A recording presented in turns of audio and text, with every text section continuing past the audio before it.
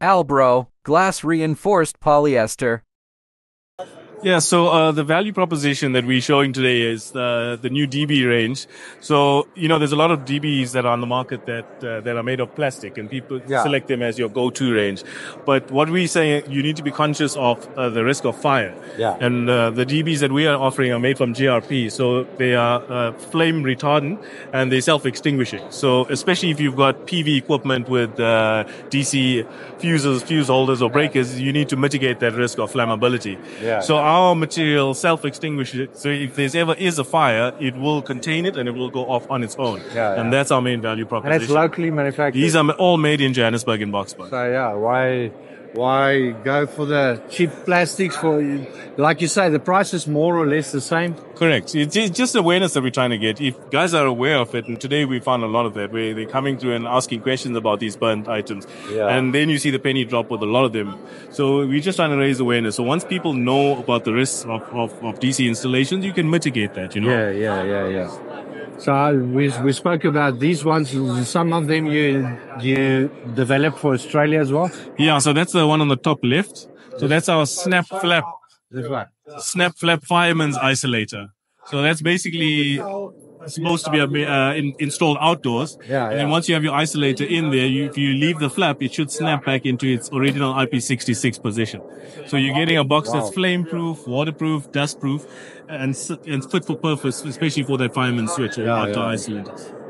And are you exporting, or is it under test now? No, we geared up to export. We're trying the local market first, but that was developed for the Australian market. Yeah. They like the isolators independent from your DB. Close to the So this is the typical South African installation where your isolator is in there. But in Australia, you need to have your fuse holders and fuses separately, and your isolator box, which is outside the property. So if we get a proper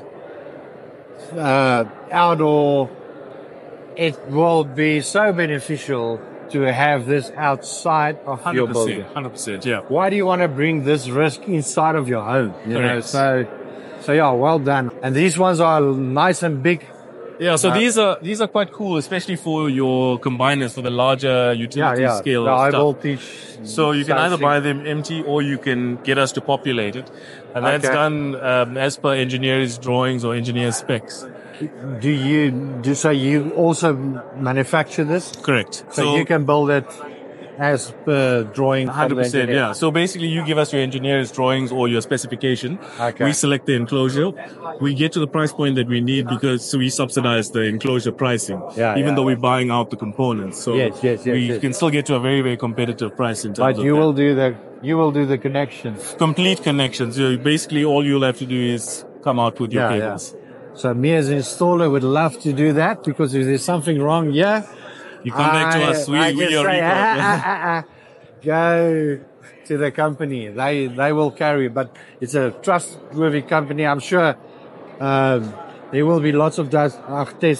Of course, yeah. We ask the professionals to do it. Everyone's saying, the solar space is blowing up right now. It's on fire. It literally is, but you don't want your customers saying that about your installation, right? It's blowing up. It's literally on fire.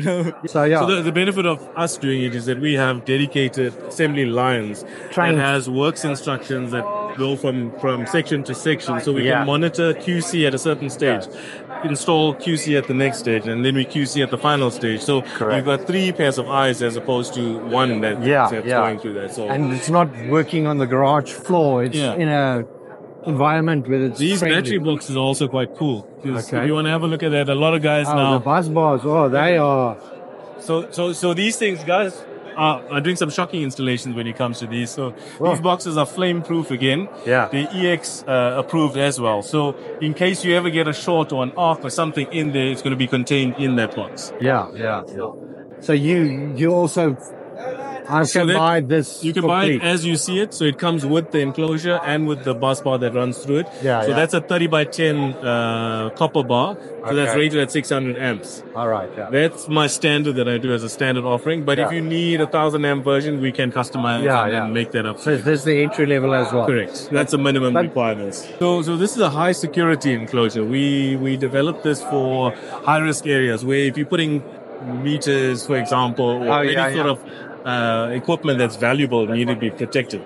This No thing is steel. quite a monster. It's not made of steel, so the benefit of that is that you no can recycling, stealing them. Yeah. Also, you can put in comms devices in it. So all of the smart devices these days is communicating with a control room or some sort of comms unit. So this thing eliminates the Faraday cage effect that you have with metal boxes. So you can put your antennas and any comms devices inside of it, while still getting the benefit of something as strong as steel, or if not stronger than steel. Yeah. If you watch our video on YouTube, you'll see my MD carrying this box, and just go. they were taking shots at him with a 9mm Glock on this, and it bounced off. Wow. Really, really good. But, yeah. Cool. Thanks, Jan. Thanks a lot. Yeah, appreciate it. Yeah. So yeah, people proudly South African.